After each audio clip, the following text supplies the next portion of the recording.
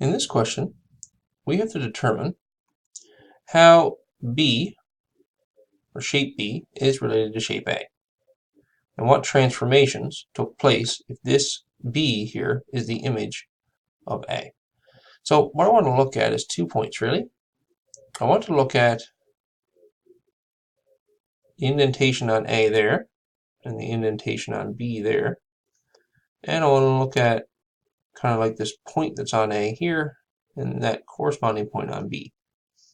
So what I can see from those two parts of the figure is that I went from the bottom to the side, and I went from the side to the top.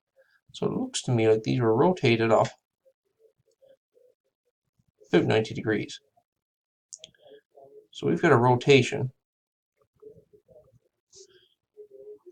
of 90 degrees.